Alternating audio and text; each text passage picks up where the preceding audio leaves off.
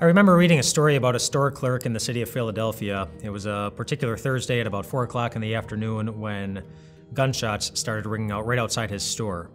And so he hit the ground to protect himself because bullets started flying in through the windows, breaking the glass and hitting things along the wall. And as he was on the ground, a bullet happened to hit a pound cake that was up on a shelf above him, causing the pound cake to fall down and hit him on the head, which caused him to look down, which is when he realized that there was a hole in his shirt.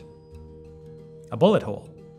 But he wasn't bleeding, and he wasn't hurt at all. And so he looked at the hole in the shirt, and he saw that behind the hole was his belt buckle, and inside the belt buckle, attached to the belt buckle, was a bullet. The bullet had gone through his shirt, and it had stopped at his belt buckle. His belt buckle saved his life. He didn't see the bullet coming in. He didn't see it go into his belt, so he didn't have time to react to those things. He didn't even know that he should. And yet he ended up being safe, reminding us that you don't always need to see what's going on in order to be okay.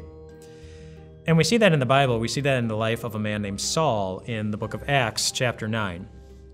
Shortly after the time that Jesus rose from the dead and ascended into heaven, Christians in the area at the time, they knew what they were seeing.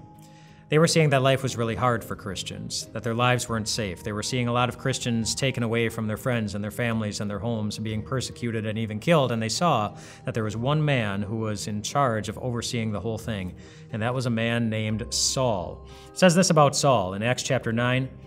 Meanwhile, Saul was still breathing out murderous threats against the Lord's disciples. He went to the high priest and asked him for letters to the synagogues in Damascus, so that if he found any there who belonged to the way, believers in Jesus, whether men or women, he might take them as prisoners to Jerusalem.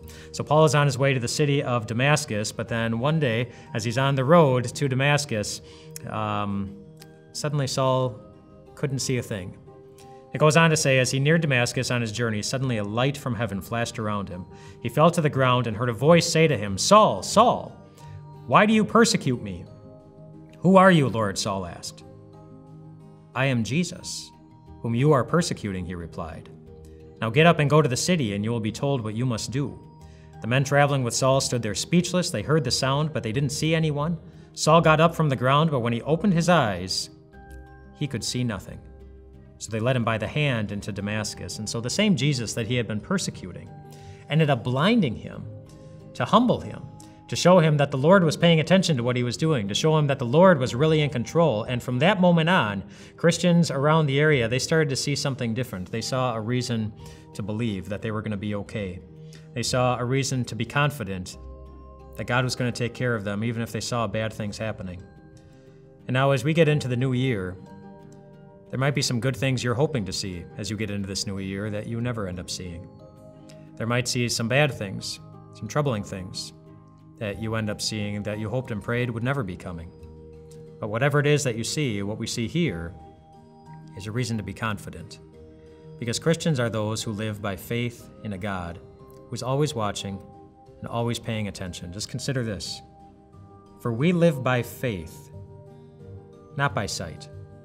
We are confident, I say, and would prefer to be away from the body and at home with the Lord.